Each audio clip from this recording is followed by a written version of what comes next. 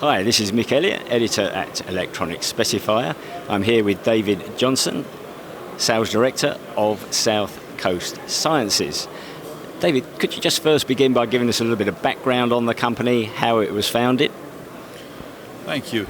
Yes, founded in 2016.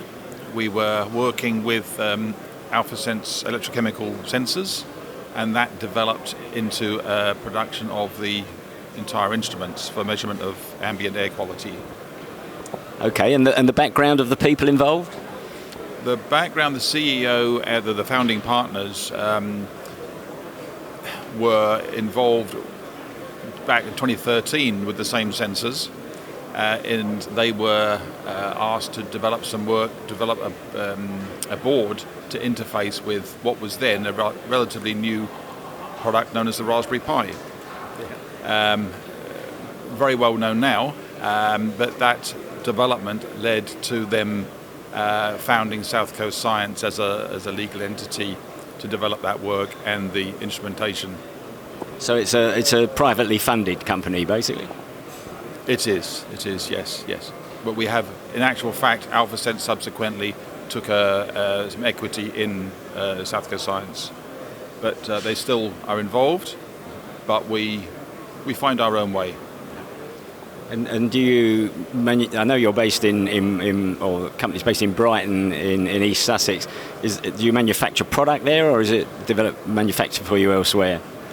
We design, develop and manufacture all in Brighton. Okay. And you've got a product here today at Sensor and Test, so David, maybe you could just talk us through some of the features. By all means, yes. This is our founding product. This was developed in collaboration with the United Nations Environment Programme for use across Africa. It has capacity to measure up to 5 gases and particulates, PM1, 2.5 and 10. And beginning of last year, we launched a smaller product, smaller, much more mobile, measuring particulates and 1 gas, because you don't need this in every air quality application. In development are a couple of products. This is an indoor air quality device aimed at public buildings, offices and the like. And we have another product which is further out on the development pathway for odour monitoring. Okay. Can you just, what would be the applications for this product? Very typically on a fence line in a construction environment where there's legislation regarding either particulates, dust, emanating from the construction site, or NO2 from vehicles, off-highway vehicles, running diesel engines, where that needs to be monitored too. So these are very commonly found on construction sites, tunnelling, demolition, or those industries like cement industries, where there is typically a lot of dust in the air. And would that also spread to things like roadside, pollution through towns and villages as well? Absolutely, yes. Roadside monitoring, that's one of the applications is for roadside monitoring, where the dust and the gas will tell you, in a broad sense, the number of vehicles and how bad your problem is. You then might want to introduce something like this, where you're measuring multiple gases to understand what is the problem like, where's the problem coming from, and so on. Okay. Was this product developed specifically, though, you've mentioned a couple of markets, developed specifically for that because you saw a gap in the market? No. It was developed because we have some unique skills with the sensors that we use. The sensors are highly repeatable outdoors. Unfortunately, the effects of temperature and humidity make that the data somewhat less certain. We've developed over a period of about 4 years a machine learning algorithm to remove the effects of the environment from that data. That results in some very, very good quality data. In the industry, we're somewhere between indicative and equivalence, which means developing an instrument on the back of that puts you in a very strong position in the marketplace. And does that help the sensor very quickly sense changes in the atmosphere, changes in the particulates that are coming through the air?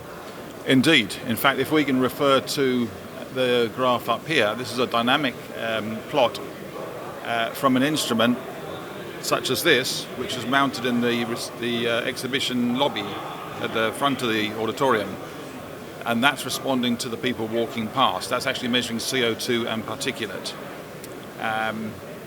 That's what it's designed to do. That's what it does.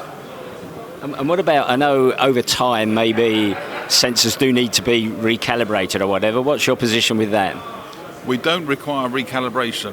Recalibration is something that is, it's a term that I think will be lost from the industry eventually. Our data correction is such that if you're using the devices within a common environment, you don't need to recalibrate. Any rebaselining, if the instrument is moved from one environment to a completely different one, i.e. it's dusty in one, it's not dusty in the other, it's hot in one, and it's humidity in another, then we can rebaseline that remotely from head office. But recalibration, not something we have to worry about.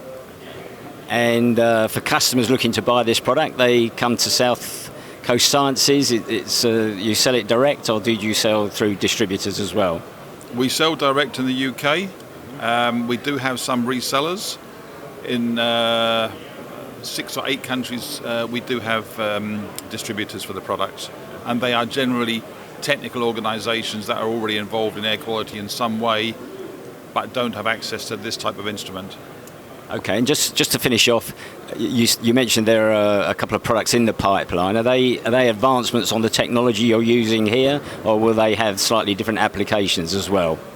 Broadly speaking, all the products use the same platform, so we're leveraging work that we've already done across different product groups or different products that will enable us to enter different sectors of the market.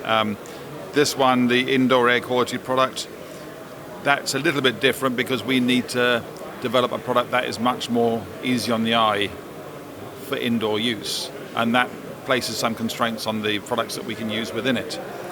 But broadly speaking, it all works on the same principles that we've developed over the last 7 years or so. David Johnson from South Coast Sciences, thank you very much.